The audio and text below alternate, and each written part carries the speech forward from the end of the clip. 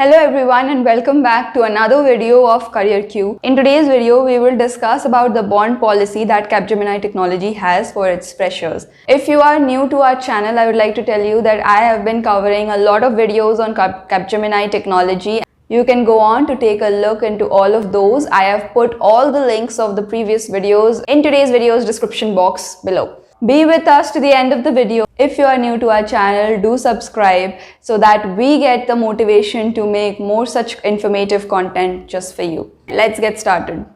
So what is the bond policy of Capgemini Technology? Before this, you need to understand the two grades for which Capgemini Technology comes to campus for hiring their freshers. So Capgemini has two positions or two grades for which they come to the campus to hire their freshers. Those are analyst and senior analyst. Previously, the salary slab for an analyst was 3.8 LPA and the salary slab for a senior analyst was 6.8 LPA. However, from 2022 onwards, they have increased the salary slabs to 4 LPA for analysts and 7.5 LPA for senior analysts. Now we come to the bond policy. Does Capgemini have a bond policy, and if so, what is it?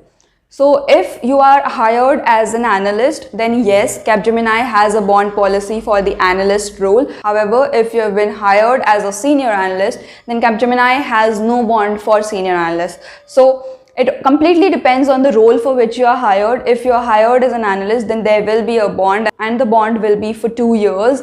If you are leaving the organization before 2 years, the bond amount is 2 lakh. Now, if you join as a senior analyst, then there is no bond.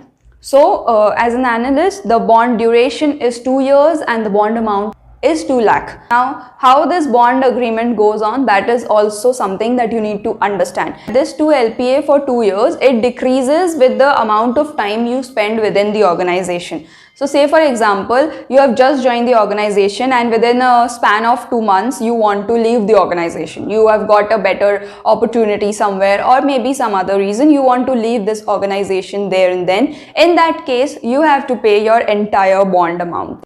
That is the entire 2 lakh rupees. Now, if say for example, you have completed the first 12 months, that is you have completed 1 year out of the 2 years of your bond duration. You have completed 12 months and maybe you are in between of 12 to 18 months, that is 1 to 1.5 years, and now you want to get released from the organization.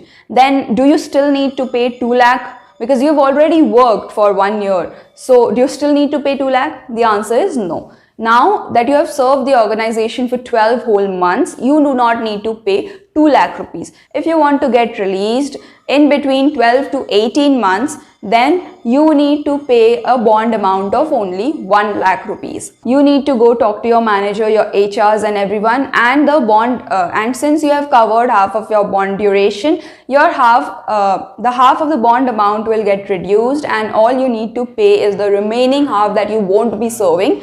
That is the bond amount of 1 lakh rupees. Now say for example, you have worked for 1.5 years, that is you have worked for 18 months within the organization, and now after 1.5 years you want a release.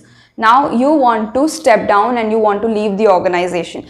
So you have only 6 months left, that is to complete your bond, it's only 18 to 24 months, that is only 6 months that is left. So how much do you need to pay in that case? Again, the bond amount gets further reduced, and now if you have served the organization for 18 months, all you need to pay is the remaining 50,000 for the remaining 6 months that you would not be serving. These are the breakage of bond amounts that you need to pay as and when you decide to leave the organization.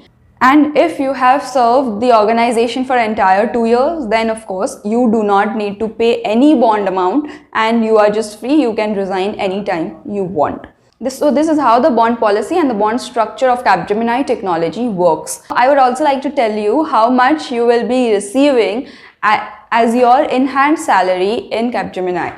So again, as you already know that there are two roles for which freshers are hired, that is analyst and senior analyst. Okay. So if you are an analyst, that is you'll be hired for the 4 LPA salary slab. In that case, your in-hand salary will be somewhere around 26 to 27K plus some incentives.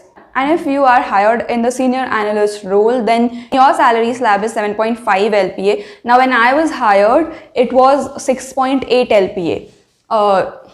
As I have previously said, this is the new salary slab that has been introduced just this year. So I was hired at 6.8 LPA in the senior analyst role, and my in-hand salary was 50K. So definitely, since it has been raised to 7.5, you will be receiving somewhere around 53 to 55K. So this is the in-hand salary that you will be getting if you join Capgemini Technology. So that's all for today's video. Do put your thoughts, queries, concerns in the comment section below, and I will try to answer each and every one of you. Also, if you like today's session, put a thumbs up and subscribe to our channel. Stay tuned to CareerQ. Thanks for watching. Bye bye.